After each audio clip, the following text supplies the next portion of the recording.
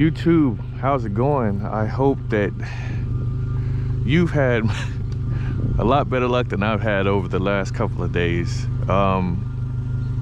So the reason why you're seeing this gorgeous piece of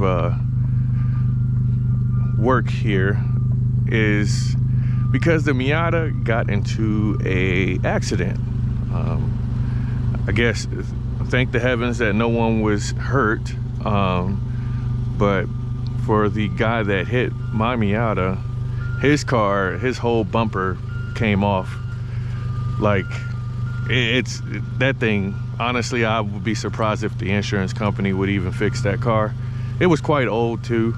But yeah, so I was gonna bring the Miata on this video, but it had gotten hit, I believe, a couple of days ago now.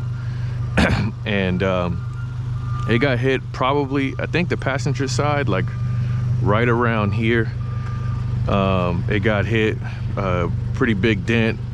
Even the plastic over here was kind of like torn up a bit, and the drivetrain seems to be, the wheels seem to be out of alignment. So yeah, I can't I gotta wait till that car gets fixed up, and you know, they have the insurance do their thing with that. So what happened was, basically, my dad was driving a car and he had the right of way, and the guy had pulled out from a you know how if you guys have a downtown area, you have like parking on both sides, right and left. So basically he pulled down to the main road, and boom, without using his mirrors, it seems. And judging by the car, it looks like he's had more than one accident with that car. So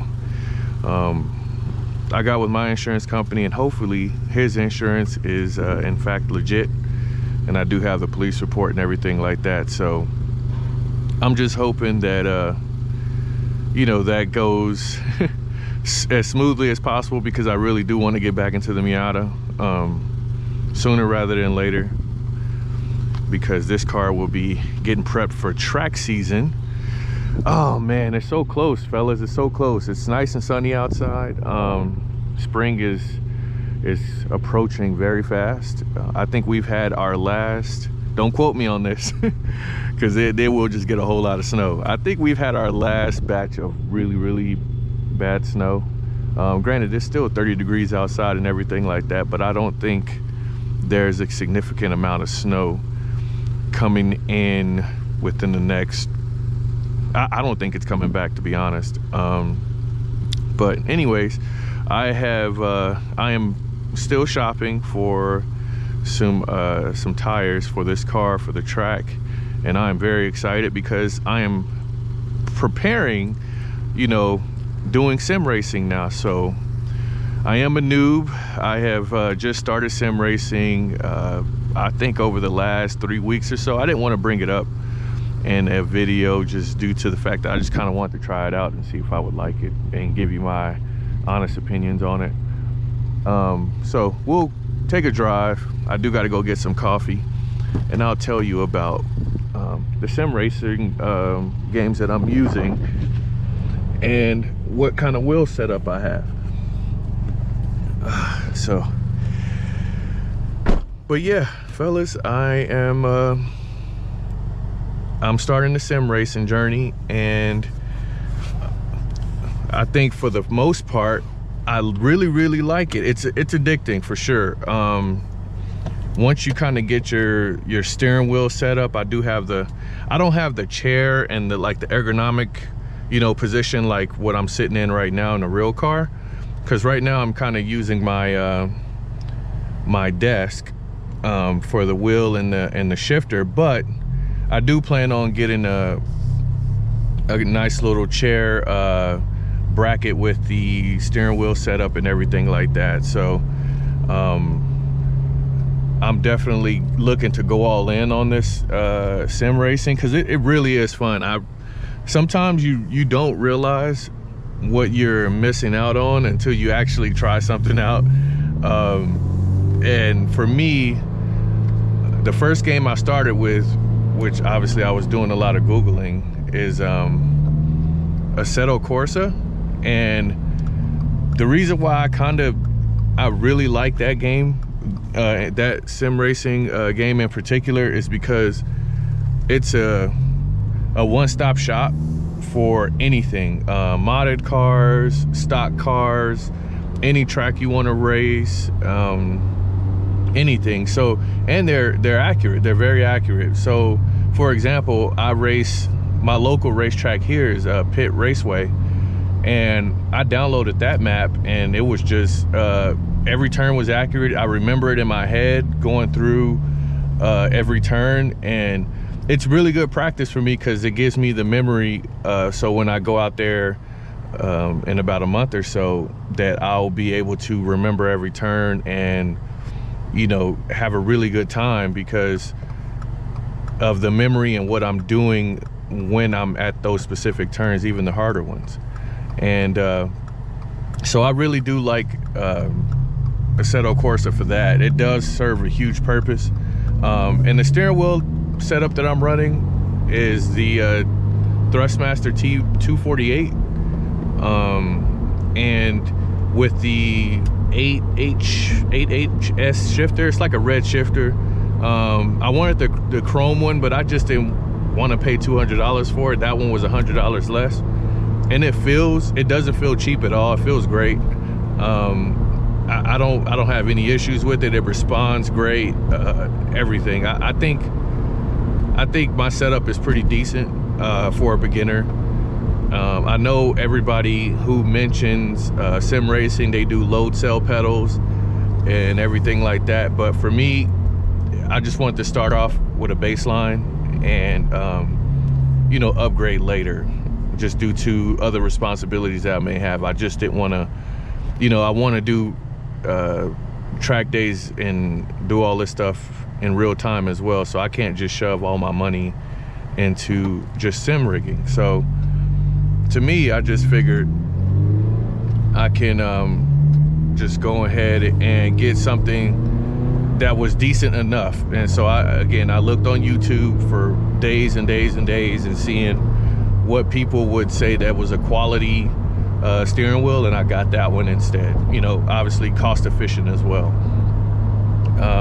The other game I'm using is Forza Motorsport, which right now is a bit buggy in the career mode, and I think I really like that game just due to the fact that Forza has always been really, really good with graphics, and that game looks phenomenal compared to, obviously Assetto Corsa is very old, and you can also download graphics mods for that as well. I just didn't want to go down the rabbit hole of that. I just wanted to try it in its raw form. So I did that, and I just you know, I'm trying Forza Motorsport out, and it's really good. It's really good.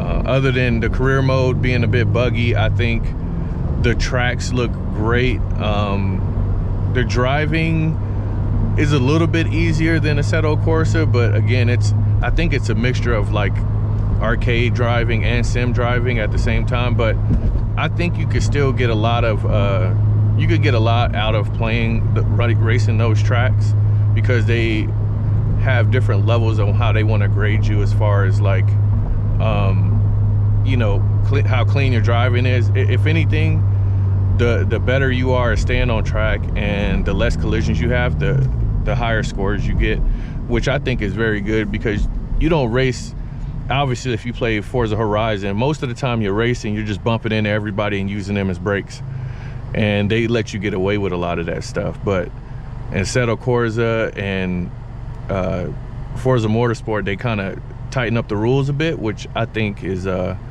definitely good for me, because I'm really just trying to learn how to navigate around cars without hitting them, and seeing when I can overtake people. And then when you finally get a chance to do that cleanly, it's awesome.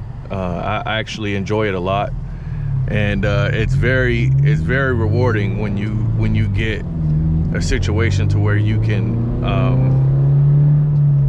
you know, overtake somebody. And I'm still, like I said, fellas, I'm still new to this stuff, so I'm all over the place with my shifting and turning and just trying to learn the car and how it you know, how it behaves.